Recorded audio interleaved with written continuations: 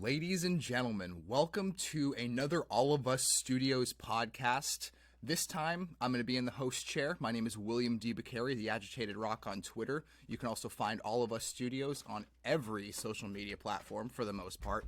Twitter, Facebook, Instagram, all of the above. We also stream to Twitch on every Friday and Saturday night, so you can check us out later tonight, twitch.tv/allofusstudios, right where you're checking us out.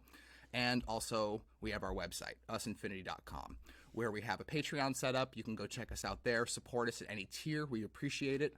Everything goes back to the community. Everything goes back to you guys. So what we want to do is we want to be able to build and grow with you guys.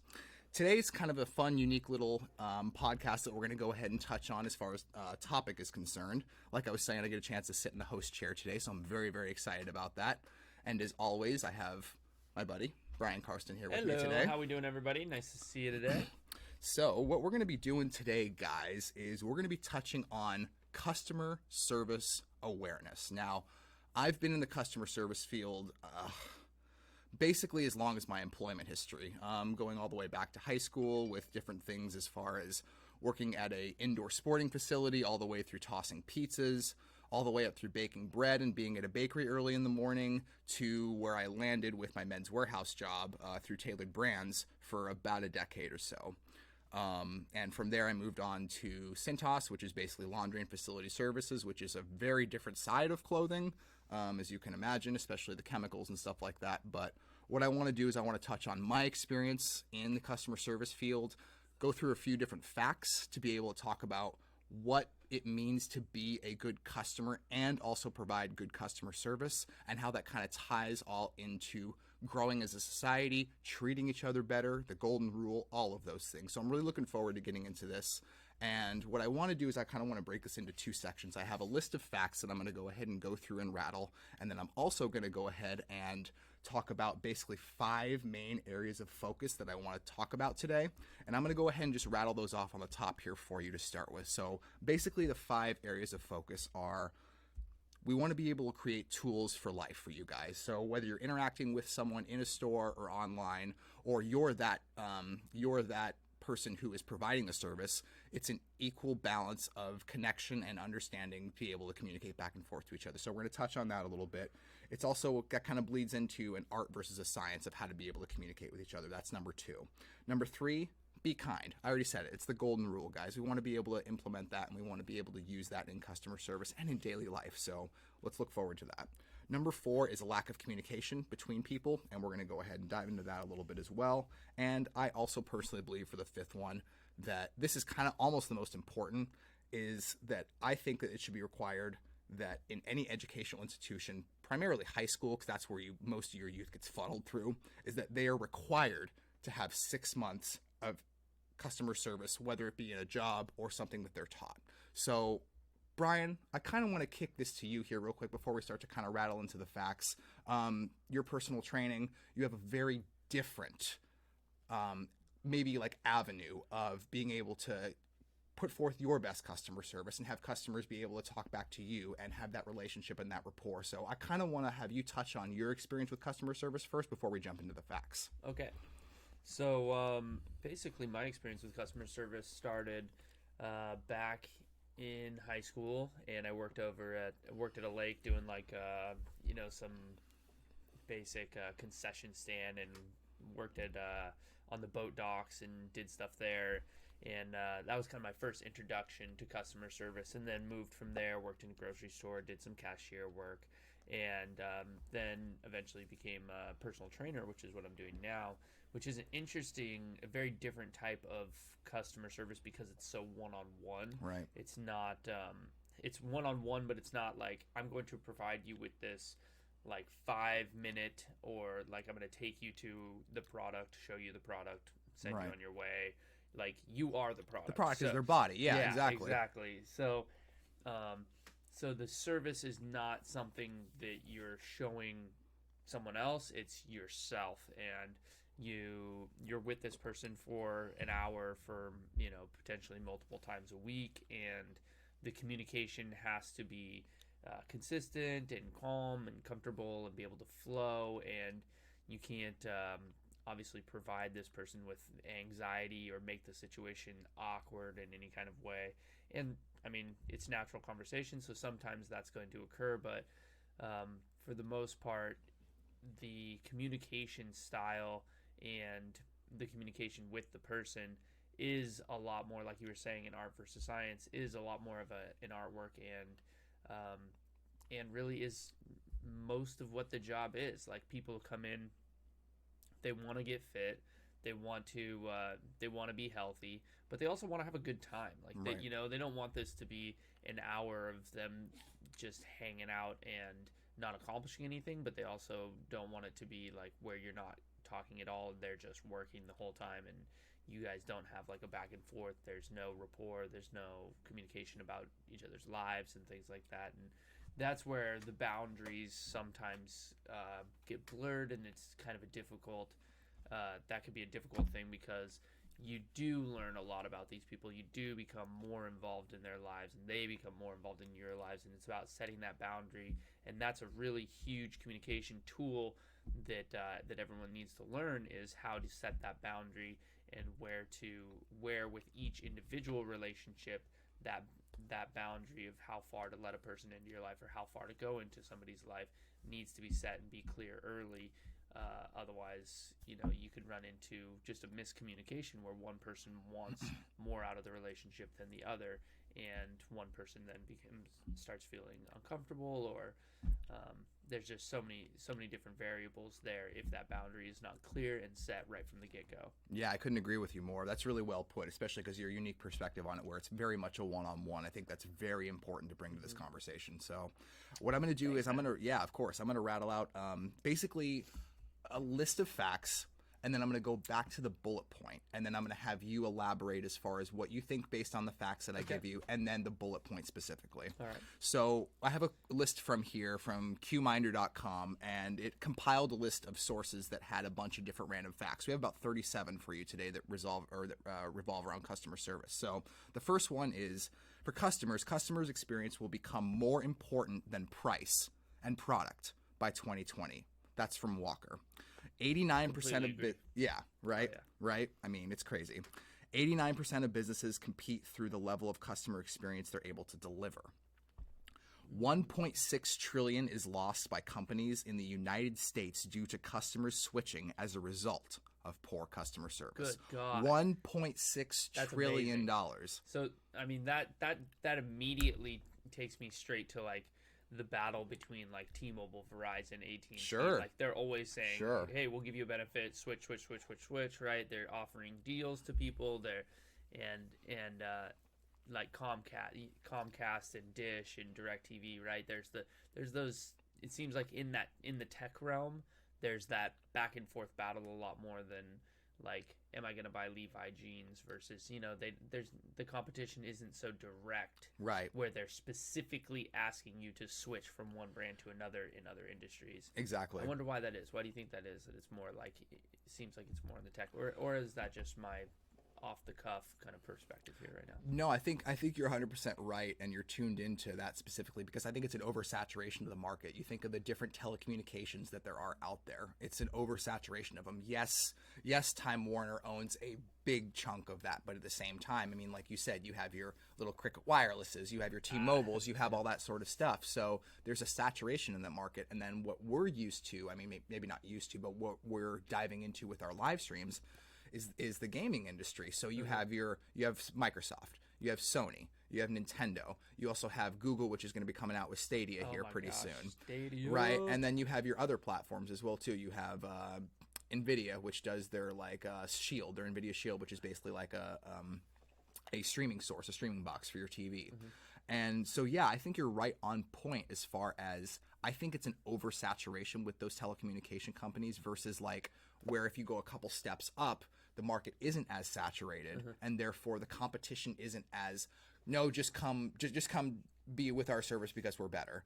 there's not that direct, like Sony doesn't directly attack Microsoft. Microsoft doesn't directly attack Sony. Nintendo kind of just does their own thing and doesn't really care what anyone else wants to do and puts out their own product and people are going to love it. So it's this weird, like I feel like it's once you climb up levels and maybe your net worth needs to be higher, but that doesn't make sense because Time Warner is Comcast huge and and Xfinity is huge compared to that. Yeah. So I don't know. That's a really interesting point. I think it's interesting to explore that a little bit more, but I think you're onto something for sure. All right, so going back to the list of facts, 70% of a customer's journey is dictated by how the customer feels they are being treated. I couldn't agree with this more. Not to elaborate, but I mean, especially with that one-on-one when you were selling suits or trying to advise a gentleman, where I'm going to go into this a lot more later on, guys, with my topics and stuff like that, is that people fear what they don't understand. And so therefore, you are guiding this person through an experience. Their complete trust and honesty is in your hands, and that's uncomfortable for them.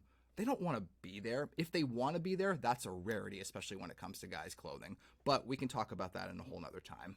Go ahead. Do you have something to chime in there? Nothing. Really. Just as far as I agree with you, and think that it's of utmost importance to, if you're going to sell any type of product, or just enjoy your job, even if the product is not your product, you didn't create the product, you're just selling the product. Right. You're going to enjoy yourself and your experience in life a lot more if you take time to connect with these people rather than just say, yes, the product's over there. Let me know if you Done. need help. Just yeah, done, exactly. you know? Exactly. Like if you create a conversation with them, especially if you're working for commission, like I mean, if you want to make money in your job, you're gonna have to. So you might as well just put that at the forefront and say, okay, first thing I'm gonna do is I'm going to create a connection with this person, then I'm gonna sell them the product. Not I'm gonna sell them the product and then try to back it up with a connection. Right. Like no, that's not icebreaker. Move on to a little bit more of casual conversation, and then get into what I like to know and what I've learned from my peers is show, tell, sell. Show the product. In your case, for you, it would be the features and benefits of being in shape, having your body be healthy, having your instrument be in tune. Tell, explain how it's happening physiologically and kinesiology. How I'm not familiar. Biomechanically. Thank you. That's the phrase the term that I was looking for. Telling them how it's going to benefit them, and then selling them on the idea of this is why you need this for yourself. And so it's really interesting to kind of not just use that from a salesman standpoint, but also from your personal training standpoint as well too. So it's very applicable along most lines. I think in any business, it's going to be absolutely applicable. Yeah. Businesses that deliver better customer experiences obtain revenues between 4 and 8% above their market. That's pretty cool. That's pretty solid. And 55% of customers are willing to spend more money with a company that guarantees them a satisfying experience. Ooh, 55%, you say? I mean, we have a very real case in point.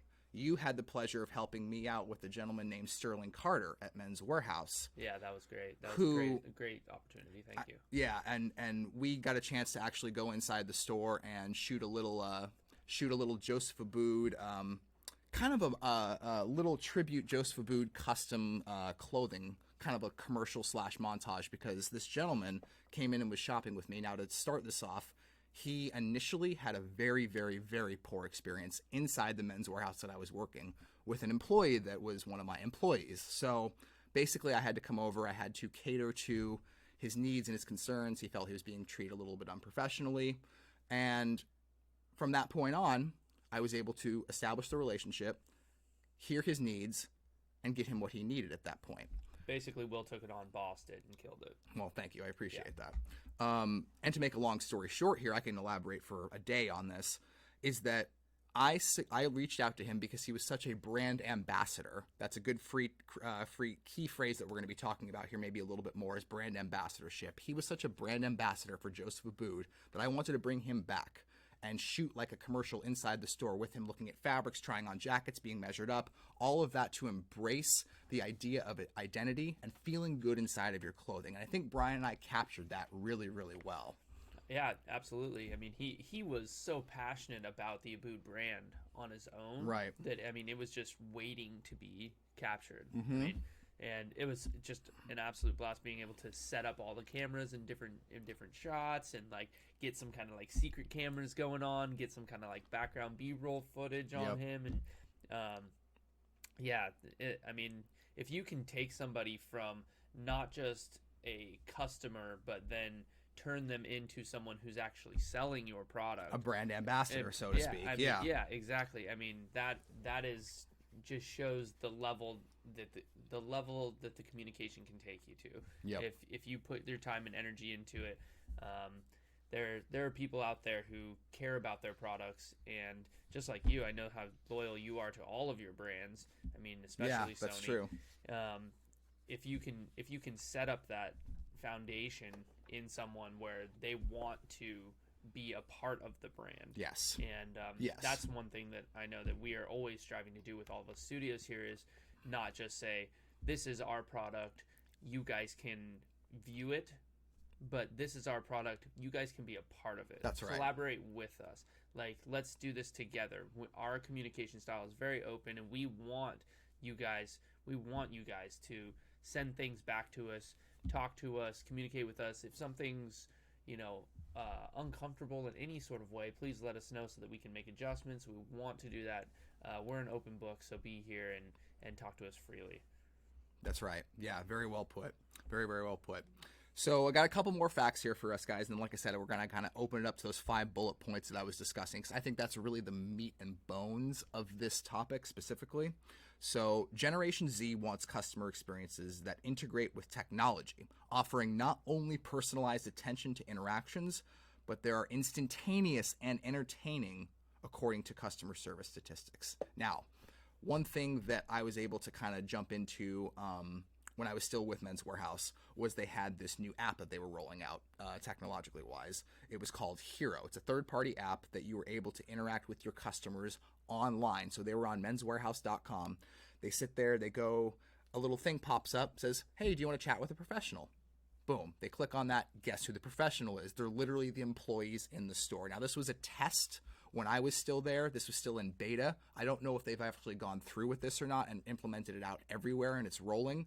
But the great thing about that is that it was entertaining. You could literally pull out your phone, have an interaction with a customer. You could even FaceTime them, flip the camera around, show them the product, flip it back around. Hey, what do you think about this? And guess what? That was great for a salesperson, because not only could they make commission off of that, but they can make commission off of it much later if the stuff stays in the cart for the customer, which is really interesting and really cool. So also, 44% of consumers take their business elsewhere due to a poor experience. I mean, that is so obvious anywhere. I mean, you look at different Yelp and Google reviews. You look at different statistics for things even like GameStop, for example. People have a hard time going back to a brick and mortar store or even an online retailer if their website is broken and janky and doesn't make sense and is very convoluted and is very hard to navigate around. They're not going to come back. They're going to be turned completely off by it. And it's one of those things where you kind of have one shot. Eminem, you only get one shot. But I mean, it's so true. And why wouldn't you put your best foot forward? Why wouldn't you make that experience not only for them but for yourself enjoyable? So what do you think about that? That comes to an interesting point. I mean, if you're talking about customer service in not just the business sense, but in a personal sense, to where, like you were talking about, put your best foot forward. Why wouldn't you show on the front page of your website or the front door of your store, the brick and mortar, whatever your product is, like you are your product. Exactly. And so putting your best foot forward and showing the best in that first impression is huge. Yep. And there's tons of science behind first impression and how if you look better, if you're more attractive, if you're more well put together, you have a higher opportunity of getting a job, of having a higher salary, of just having greater success in life. So think of yourself as the product. Like, the product isn't always just what you're putting out, but it's what the people are seeing from you. And so if you're gonna sell anything, yourself or a product outside of yourself, the best thing that you can do is come from a professional looking environment, and just make yourself you'll feel better, you'll be more confident if you're put together, if your hygiene's good, if you're well dressed by like Will over here, if he's got you dialed up, and just you are that product, you are that first impression. So yeah, you gotta turn it on. I mean, you don't have to, but then we get into that that interesting conversation of, like accepting everyone for who they are and what they want to do, and who they want to be and how they want to be, and you shouldn't judge somebody because of the way that they look, or judge a book by its cover, and there's that whole camp as well. And I think it's a hard fight to fight, because you can't not be sensitive to people who feel uncomfortable even putting themselves into a situation where they are confronting, where they are that face-to-face, where they're not the person 3,000 miles away in a telecommunications center providing the customer service over the phone or behind the computer. When you're not the one in front of someone, why put yourself through the time and energy of looking good, smelling good, getting your hair done, of working on your affluent vocabulary? And I mean, how important is it to your job? Well, your job on this earth is not just to be a cog in the wheel and be a part of the man. It's to go out and do something with yourself and your talents, and put yourself on whatever stage or platform it is where your talents lie, and do something with it. And I mean, that's my own personal view. Is I just wish that there was this exuding confidence that was just rampant in our society, where people felt like, this is my talent, I want to go show the world. And then when we all are kind of showing off our passions and our talents, then it's a lot easier to collaborate, because you can see and you can find those people a lot easier. And if you haven't packaged your talents in a way that you feel confident showing them off, then the communication is completely lost, right? And there's no opportunity for customer service if there is no product being shown. Bingo. So make yourself the product, put yourself together, package it well, and then go out and allow customer service to happen. You mentioned an interesting phrase, cog in the wheel. You can't imagine how many times I heard that working in customer service from my employees. Well, I just want to be a cog in the wheel. Oh, they just want to be a cog in the wheel? So back to you with just wanting to be a cog in the wheel versus your explanation of putting your best foot forward, utilizing the tools that you have inside of your belt and your arsenal, and then being your best person and being happy with your talents, and then putting those talents out there and all that sort of stuff. Everything that you just mentioned, the complete opposite end of that, where people are completely satisfied or think that they are satisfied. Maybe they're just complacent. Maybe they don't know anything else. Do you think that these people maybe are genuinely happy and have found that happiness just being a quote unquote cog in the wheel? Or do you think that they potentially have some room for mental growth or expansion, maybe not growth, but expansion, to be able to look outside of just that specific view and make themselves that much better? Do you think people have that inside of themselves, or do you think that it's like random, like this person got it, this person don't, this person has it, this person doesn't? Gotcha. So I think that just based on my personal experiences here, that there's the balance there. There's the continuum of, I'm going to go all out, right? And you'll see the all-out personality. I mean, there's tons of examples. Sure. But, I mean, like Nicki Minaj is an all-out personality. Sure. Right? She's like, I'm going, right, like, I'm putting implants in my butt. I'm going right, huge nails. Right. I'm going pink from head to toe. Like, I'm flashing everything I got, right, all the time.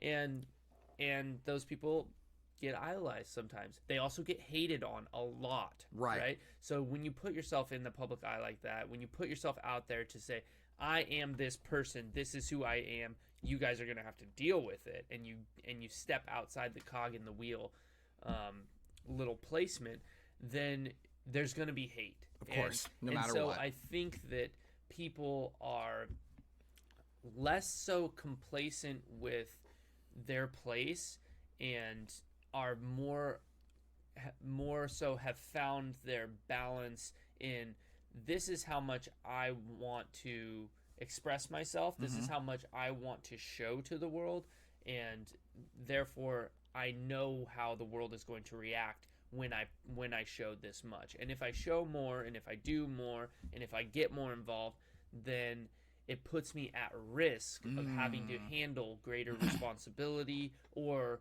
take in and manage more negative hate, or because somebody's going to disagree with you. And if you're out there and you're the one standing on the front lines, people are going to disagree with you. Martin Luther King was not the guy who stood in the back row and didn't make a difference. He stood right in the front, and people wanted to kill him. Yeah. Right. That's what happens. Look at our president. Presidents get assassinated because they put themselves out in the front and people disagree with them. I mean, there's a lot of damage that can come from putting yourself out there, but also, like, driving for those passions, I think, is what fulfills a human's life. I agree. And if you don't drive for those passions, hopefully it's just a time thing. Hopefully it's just where you're at right now. And, I know that because last year I grinded my life away and worked way too hard, and it damaged a lot of my relationships. It damaged a lot of things in my life. But I got some other things out of it. I got some personal stuff out of it, like this house. Right. Like, that made me feel really, really good. But was it worth it? And you go back and you reflect on those decisions, and you reflect and you learn and you grow from those things. And I think that when people get complacent and become a cog in the wheel, it's either they've gone through something really big and traumatic and they don't want to be in the limelight at this moment in their lives, and they want to just sit back and just like, I need peace right now. I need to just be a part of this flow and just let things go. Or they have just truly kind of like given up on their passion, honestly. And you do see that sometimes where people are just like, I have been beaten by life. I don't want to be out there. I know what it's like. I can't handle it either emotionally. Very rarely physically are you in a position where you just like... Unless you have things that you can't control, obviously, physically, right? Totally. And most people don't put themselves into a position where they have like a job or a situation where they are physically inept to handle what they're going to do. Correct. Usually it seems like it's an emotional situation where someone like you who's very strong and confident can go to like a more of a manager type role and climb that ladder and say, I'm willing to take on this responsibility. I know that there are downfalls and potential emotional baggages that come with it, but I can handle this. And some people can't. Some people just say, I don't want that responsibility. I don't want to handle it. I'm just going to sit in the back. And the more that I diminish my face value and become kind of a blend into the background, the easier it's going to be, because people won't notice me. Right. Very well put. Yeah, that's extremely well put. I have a couple more. This one is very alarming statistics, and then, like I said, we'll kind of round it out with the five bullet points. Only 1% of customers feel that their expectations of customer service are always met. 1%. That's ridiculous. That's alarming. What do you think about that? What do you think about that, man? 1%. How? What do you think? How? I don't know. 1%. My gosh. I don't know. Yeah. It blows me away. Good morning. How we doing, Book Wheel? What's up? You gonna jump in on our conversation here? Oh, manage public-facing employees, but never had retail experience myself. It's an interesting topic, right? I know it's important stuff. Thanks for jumping in. We appreciate it. Yeah, absolutely. So 1% feel what? Well, I'll give it to you again. Only 1% of customers feel that their expectations of customer service are always met. Their expectations. Okay. I mean, you can't meet somebody's expectations. Living in a life where you do expect all of these things from people is living a life that's setting yourself up for disappointment Or failure. I mean, 100%. yeah, you can only control what you can control, which is very, very little. Right. And As we've learned. yeah, exactly. And things are going to it's about managing the mistakes, it's about managing the problems, it's about managing, the Focusrite audio when like it's always an ebb and flow. And if you're coming in and you're disappointed, I think that a lot of people take that and they take it from a critical point of view, and they point at somebody and they say, you didn't live up to what I wanted of you. Yep. And they don't turn around and reflect and look at and take responsibility for their actions and how they got themselves into a situation to be disappointed.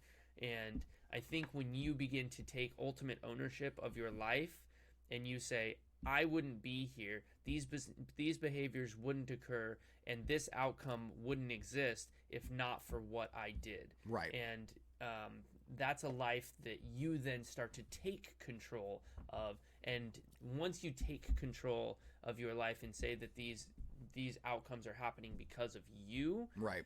then you can start to build some self-efficacy and self-esteem, because then you can start to manage what's happening, and you can start to get positive outcomes. And once you start getting positive outcomes from your own behaviors, and you start becoming a servant to the public or a servant to your friends and your family or your dog, and you start actually like providing to them on an intentional basis, Right. you will start to get positive feedback, which will then up what you see as value from other people, because when you provide value to their lives, they're going to want to provide value back to you. And so that will up you from that 1% to whatever it may be, or it may diminish it altogether because you no longer have that expectation of how someone else is supposed to act in accordance to your values. And they have different life experiences, they're different people, and maybe they don't live by what the same rules that you live by. Like, a lot of people live by the golden rule, right? Do unto others as you want done unto you. I don't live by that rule, and so maybe it's a little bit different. I live by the platinum rule, which is do unto others how they want to be treated, because how I want to be treated is not how they want to be treated. And if I want to interact well with them, then I need to find out how they want to be loved, how they want to be interacted with, at what level do they feel comfortable being close, what is their bubble, how deep do they want to go into conversation, like there's so many layers Absolutely. to this onion. And I feel like if you're finding out and you're paying attention by living by the platinum rule, that's what the platinum rule has done for me, is it allows me to find empathy and awareness in other people, seek that out, and then be able to act on it. And then when people feel that you're listening to them, you hear them, and you're taking actionable steps to try to improve their lives and improve your relationship with them, then you really see this grand spike in the connection, the communication, and then the overall relationship that you have with the person, product, or service. Yeah, it's really well put. Really, really well put. I like the platinum rule versus the golden rule. I think that's very interesting because I live primarily... We get plat! I live my life primarily by the golden rule, and I want to be treated the way I treat others. And so that's a very interesting thing that you have to wrap your mind around to be able to understand and figure out. Everybody is different. We're all a bunch of chameleons on this planet. And the fact is that Absolutely. no one person is the same. And so therefore, that becomes a bit of a challenge. And so how do you tackle that circumstance by circumstance by circumstance? We have more. Yeah. Hey, YY, thanks for jumping in. Nice to see you this morning, as always. Hey. Out of the country. Ooh. Where are you at? Where are you at, YY? Book wheel. Yeah, the platinum rule is huge. Take that, run with that, live with that. It's fantastic. And who else do we got here? JDM. You need to get in here, huh? Oh, oh, this is an any girl advice. Any girl advice. I don't know. Are we gonna? I mean, we're both guys, so we're trying to give over encompassing advice for everybody, not necessarily just to one specific sex or gender. Yep. So And this is primarily customer service based, but it's also rooted in life as well too. So that's why we're talking about the golden and the platinum rule. This is actually a perfect jumping off point because you literally knocked down one of the bullet points. So let's go ahead and jump into the next one here. We're going to kind of leave facts by the wayside for the moment. My personal belief, and I don't know if you share this with me or not, but I've thought about this for a long, long time, being in the I don't. you don't, right? What do you kidding. think about having customer service be institutionalized at a younger age? Ah, yes. Because I personally believe that if people don't have that experience in high school, whether they have a job, whether they have something that introduces them to face-to-face interaction, having to solve a problem on the fly, having to satisfy a customer when they may have to go above and beyond and don't know the parameters and solve something and do it in a way that's creative or smart or scientific. What do you think? Do you think that it would benefit our society as a whole to be able to institutionalize customer service for whatever duration?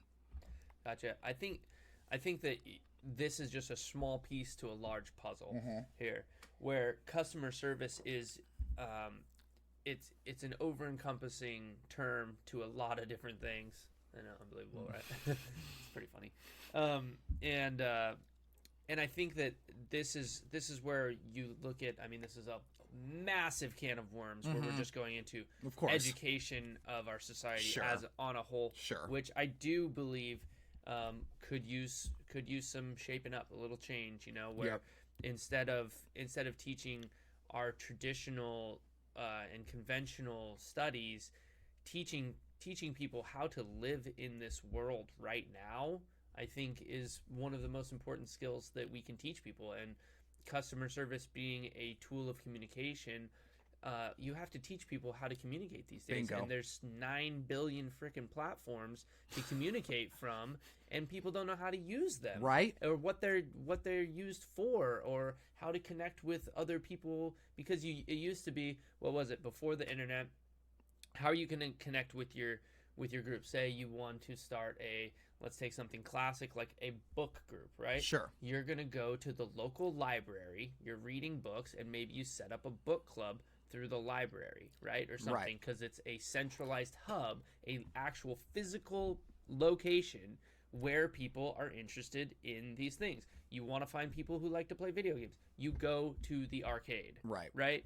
Like nowadays, people don't do that. It's not as much. Like, Right. if you want to get shit-faced, go to a bar. Like, Sure. that still occurs, Sure. right? There's some establishments that are tried and true, and typically they have to do with just like wiping away life. Yeah. Right. Yeah. You know, like the Trying to forget. yeah, trying to forget. Those establishments are always going to be there because people got a lot of regrets and things that they want to forget. But when it comes to learning and it comes to passion, that's a little different story. And people, you have to learn to be able to find your tribe, right? Find your vibe. Right. And right now, this is a huge thing that we've been learning is, how do you use Instagram? How do you use Twitter? How do you use Facebook? How do you use Right. Patreon? How do you use Twitch? How do you use all of these different platforms, YouTube? And what different groups are on these platforms? And I think that a class in school teaching you how to communicate through these different platforms is huge and absolutely a cornerstone of how we're going to be able to move into the future, because connecting those dots from this person is super good at one particular skill, another person is super good at another particular skill, the two of them together can create a product that is unlike anything that we've ever seen before. Exactly. How do we get them together? You know, how do we bridge that gap? And teaching people how to bridge that gap Yes. in a very easy and fluid and comfortable manner is of utmost importance to the growth of our society. Could not agree more. And I think that you hit on something very interesting there, where if it's institutionalized, if it's something that's in an educational standpoint, we know, because we've experienced it, the higher education part of it, as far as college is concerned, we know that that's not something now in 2019, 2020 that's nearly as lucrative as it was in the early 2000s or the 90s or even the 80s as far as college was concerned. I mean, you go to high school, you go to college, you get your job, you do all this sort of stuff. It's the rudimentary fundamentals from A to Z. It's now the high school. I mean, exactly, and that's what I was getting at. You get a college degree, you come out and you get an entry level job. Right. Where before, if you're lucky, because you're competing. Yeah. But in the in the 60s and 70s, my grandfather, when he finished with a chemical engineering degree, Boeing created an actual whole branch to Boeing's business in Portland, Oregon, just so that he could run his own lab, because he didn't want to move. Exactly. He didn't want to move to Seattle, but his chemical engineering degree was so valuable to them that they created a branch here in Oregon just for him to work on chemical engineering and propulsion and stuff here. And like that is just unheard of nowadays, because you go out, like we have a buddy who got a college degree in engineering from Oregon State, same place that my grandfather got his engineering degree from, and he went and worked for Boeing at an entry-level position. I know who you're talking about. Working on tooling. Adam Steele, a good friend of ours. They're not creating a branch for him. No. There's no way, because there's so many.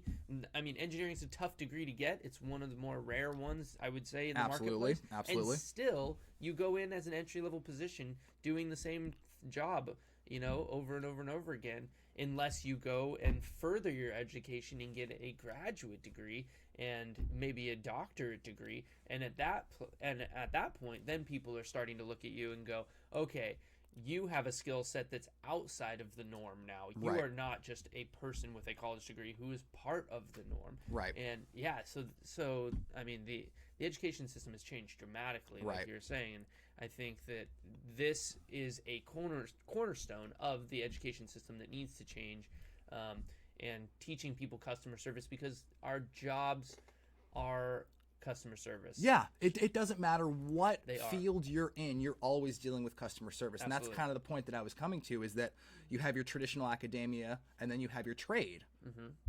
Why can't we fuse the two of those through something like customer service? Why can't our new education, let's call it, why can't our new education funnel and cater towards not just academia, which it's been doing for 30, 35, 40 years now with educational institutions? Absolutely. Why can't it also incorporate the trade? Because now we know, 2019, 2020, trade is just as valuable as having an education, maybe even more. And I hate to say that, but it's because we've been so rooted in tradition that academia will get you to the next steps.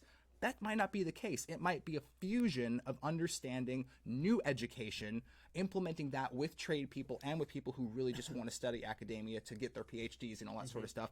Fuse the two of those together so you have a common ground of customer service, because like you said, customer service is in every field. It doesn't matter if you go and if you mine coal, for example, you still have to interact with your boss. You still have to interact with your peers around you. You still have to be able to talk about your job outside of it. You have to explain in an interview X, Y, and Z how you helped in a certain situation. You better yourself through being able to talk to each other. And that's huge. I think that's really, really important. Well, and jobs are going to, with automation coming, are going to become more and more customer service driven, because you have to, it's going to be all about creativity and how can you create something for yourself, or be someone who can think on the fly, think in a way, and communicate and connect in a way, and you have a unique skill set that a computer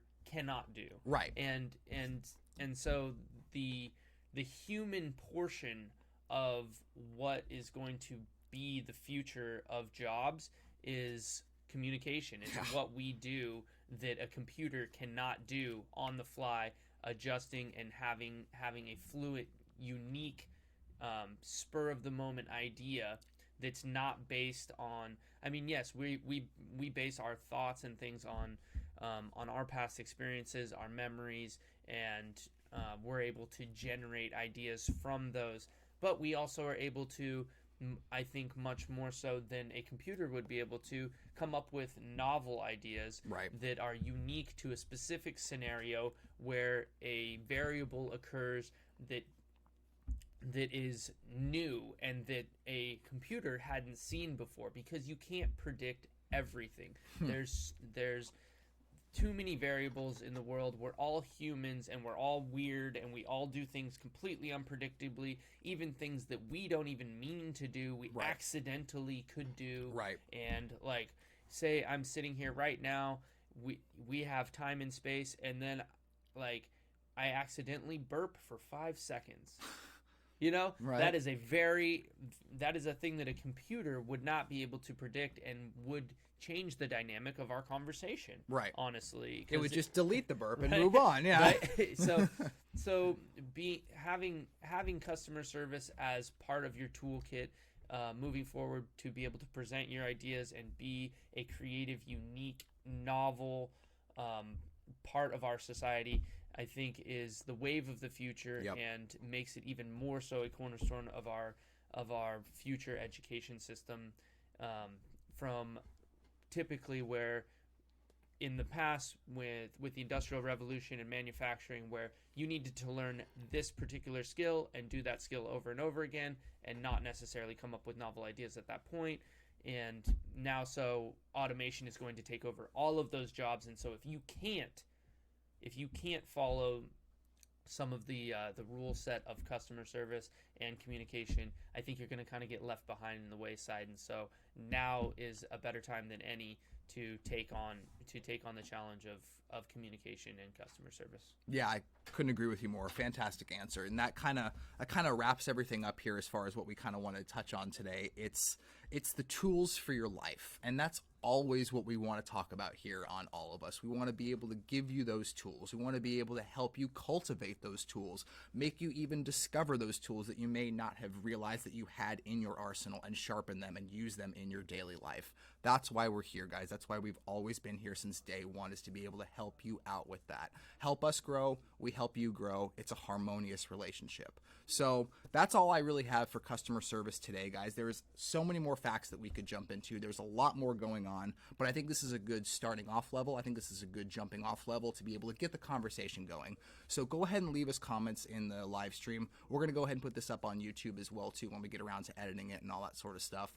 But the thing is that we want your feedback. We want to hear what you have to believe in customer service. And it looks like we might have maybe one more person in the chat before we go ahead and get out of here. I can't quite see. I just wanted to Yes. say thank you to Bookwheel for jumping in on this, and the soft skills. You're right; these definitely can be termed soft skills, and I think that you're a good. I don't know who you are, but thank you for jumping in. And I think that we can honestly kind of connect. It looks like you have a lot of the same values that we do. So please shoot something over to us, and we'd love to collaborate if you have some talents of your own and want to jump in on this topic with us.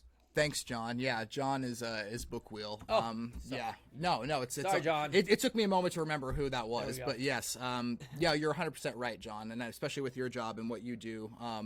It's a non-for-profit, which is really cool to be able to do that and still be lucrative, still provide the right customer service, still understand where people are coming from, and be able to provide what they need. So that's really interesting and really, really cool. So that kind of wraps it up Thank you for for the us. subscription, Bookwheel. We appreciate it. Oh, yes. Thank you. I appreciate that, That's Bookwheel. Thank you. killing it. Thank you, John. Appreciate you, my man. And we'll see you at PAX. I think you're going to be up there Sunday, Monday. So we're looking forward to that. As always, guys, from all of us to you, we love you. We appreciate you. And we'll be here next time. Check us out tonight, twitch.tv/allofusstudios. We're going to go ahead and do some live stream. We're going to get back into Overwatch, our favorite thing. We're going to have a guest, I believe, tonight. He's going to do some workouts with us, potentially. So we're going to look forward to that. I'm going to whip his butt into shape here a little bit. And we appreciate you being here, as always. From all of us to you, much love.